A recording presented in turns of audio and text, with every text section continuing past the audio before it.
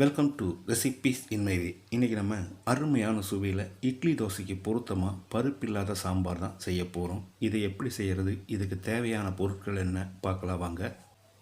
குக்கரில் 2 பெரிய வெங்காயம் 200 கிராம் அளவுக்கு, 150 கிராம் அளவுக்கு 2 தக்காளி, 3 பல் பூண்டு,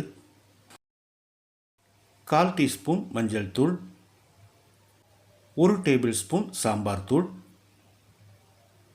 2 டீஸ்பூன் உப்பு, 1 கப் தண்ணி ஊற்றிக்கலாம். குக்கரை மூடி 1 விசில் விட்டு எடுத்துக்கலாம். பேனில் 5 வரமிளகாய், 1/2 டேபிள் ஸ்பூன் மல்லி, மிதமான தீயில 1 நிமிஷம் இதை வறுத்துக்கலாம். வாசனை வர அளவுக்கு வறுபட்டுருச்சு. இப்போ ஸ்டவ் ஆஃப் பண்ணிவிட்டு 1/2 டீஸ்பூன் வெந்தயம், 2 டீஸ்பூன் சீரகம் பேன் சூட்லேயே ஒரு 30-40 செகண்ட் வறுத்துக்கலாம்.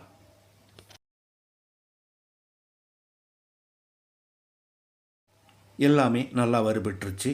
இதை எடுத்து ஒரு பிளேட்டில் கொட்டி ஆற வச்சிடலாம்.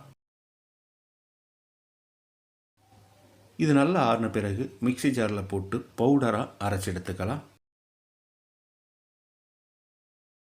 ஒரு விசில் வந்து ப்ரெஷர் அடங்கிருச்சு. இப்போ திறந்துடலாம்.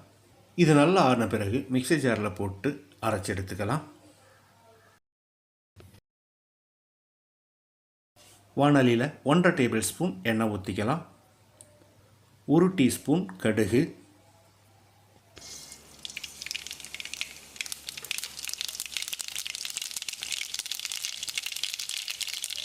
1 கைப்பிடி அளவுக்கு சின்ன வெங்காயத்தை நறுக்கி வச்சுருக்கேன். இதை போட்டுடலாம்.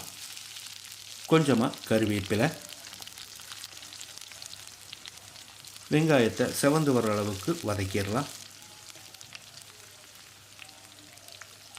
இப்போ இதில் 1/2 டீஸ்பூன் பெருங்காயத்தூள் சேர்த்து கலந்து விட்டுடலாம்.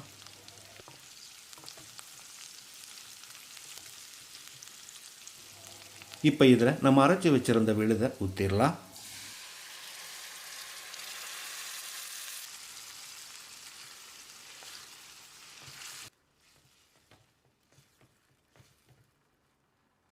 மிக்சி ஜார் அலசி 1 கப் அளவுக்கு தண்ணி ஊற்றிக்கலாம். இதோடையே நம்ம வறுத்து அரைச்சி வச்சுருந்த பவுடரையும் போட்டுக்கலாம். பவுடரை சேர்த்து கலந்து விட்டு நல்லா கொதிக்க விட்டுறலாம். தேவைப்பட்டால் கொஞ்சமாக உப்பு சேர்த்துக்கோங்க.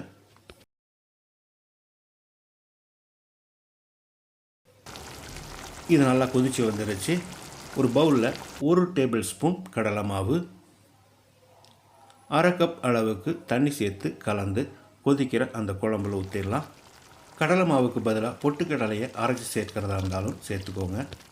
கடலை மாவு கரைசல் சேர்த்த பிறகு 1 நிமிஷம் கொதிச்சா மட்டும் போதும்.